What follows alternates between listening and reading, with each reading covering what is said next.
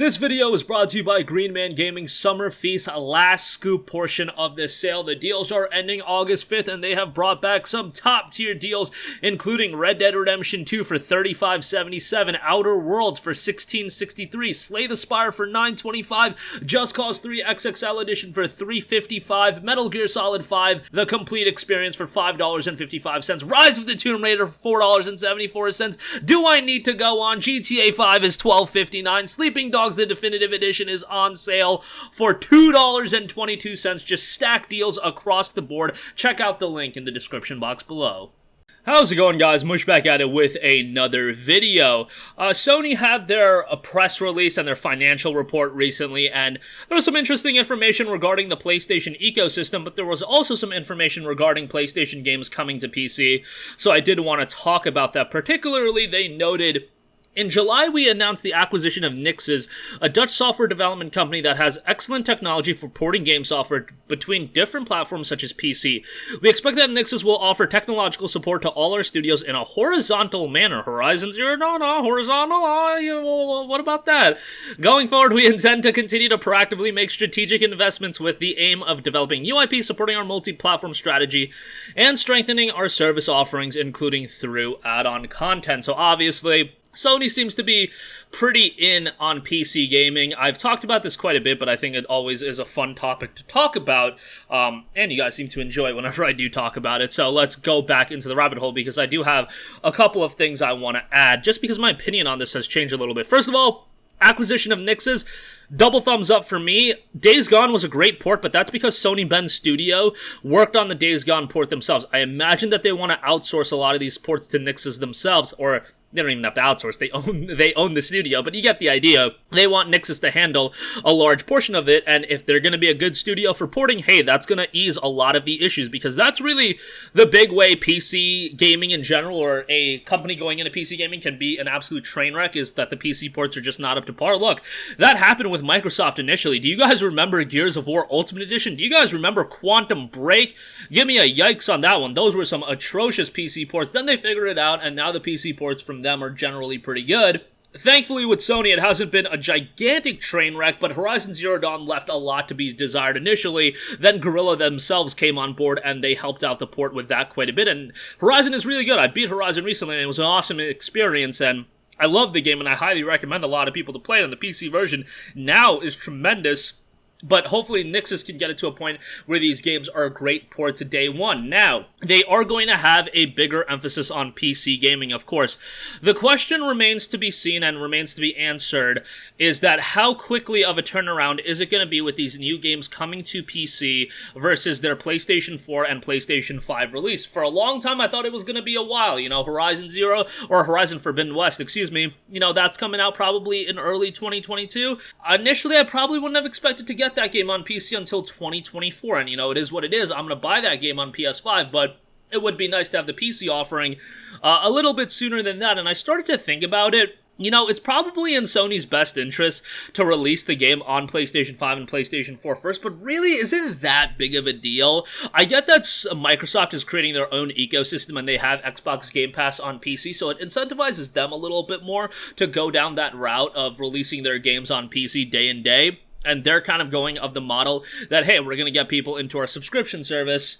And Sony is of the route that they still want to sell you the console. They want to get you into that ecosystem, and then you'll kind of drip out the leftovers on PC. That's kind of what they're doing, for a lack of a better way to phrase it. But I really don't think PlayStation sales would get affected that much if you did even release a Horizon Forbidden West day and day with the PC version. And I say this just because, yes, there are a lot of people that own both a PC and a PlayStation 5, and then if you were to release the games day and day, yeah, that would negate their reasoning to have a PS5. However, I do also believe that there is a significant portion of people that just want to, you know, have a console or have a PC. They kind of have their mind up and they're not going to get another platform. I know that I have tons of friends, and maybe this is just an anecdotal observation, but I don't have that many friends that own both a PC and a PlayStation 5, or a PC and a Premier console. As I'm thinking about it, off the top of my head, in my group of like probably, 40 to 50 friends that I know, I'm thinking about like 3 or 4 of them. 4 of them have both a PC and a PlayStation 5. Now, all of them have one or the other, but you know, that's such a such a small fraction that you're giving up. And yeah, that's just an anecdotal observation by me. Maybe that's not a, you know, great view of the entire market, but I believe if you released a game like Horizon Forbidden West day one on PC, I think there would be such a buzz around it that a lot of my friends that are just exclusively PC gamers, they would get that game, whereas if you're dripping it out later, I mean, some of that lure and some of that buzz does go away. I do foresee Sony for the long term doing the route of releasing it first on PS5 and PS4, and then putting it on PC. I honestly see that. I just don't think PlayStation hardware sales would be affected that much if you did do day and day. Again, I don't think that's going to happen in the near future, but from my thought process, I just think there is a valid reason to do it day and day. I think probably from Sony's standpoint, they're going to do it like I said, just because also they have a back catalog of PlayStation 4 titles that they could just play catch-up with on PC. You can get Infamous Second Son on PC. You can get Uncharted 4 on PC. You can get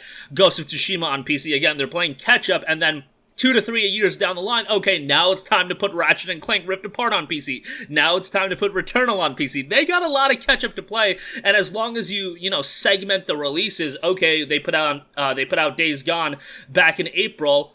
Let's say October, that's when Uncharted 4 comes. Let's say February or March, that's when Ghost of Tsushima comes. Then in August, you get an Infamous Second Son, and they can go that way, and then the library of games is just going to play catch-up. It's almost like, and this might be a stupid comparison, an anime being adapted from a manga. If that makes sense to you guys, I just remember being a big fan of Naruto and Bleach, keeping up with the manga chapters, but the manga chapters were always ahead of the anime, so the anime could get that adaptation of the manga content, and the manga content was always ahead. Sometimes, obviously, anime would have filler. Hopefully, we don't get filler. I don't even know how you could do filler in that regard, but that's kind of what it is.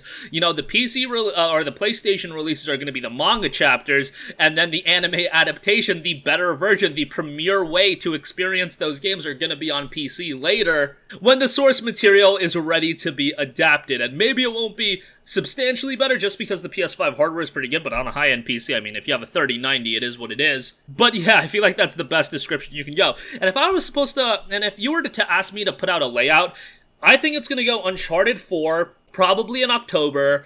I think it's going to be Ghost of Tsushima around February, March. I think they're going to do Infamous Second Son in the middle portion of next year. And I think at the end of next year, maybe that's when you see a Demon's Souls remake to really close out the year and do something substantial. And that would be 2022. But let me know your guys' thoughts in the comment section down below. It's been a while since the release of Days Gone, about 4 months or so. So hopefully we hear some substantial news about the Uncharted release on Steam and get a Steam page up and everything like that. But let me also know, do you guys think it would make that big of a difference if, PlayStation games were released day and day on PC and PlayStation? Are a lot of you guys PC and PlayStation 5 owners or PC and PlayStation 4 owners? Let me know in the comment section down below. Thanks for watching, and I'll catch you guys in the next one. Peace.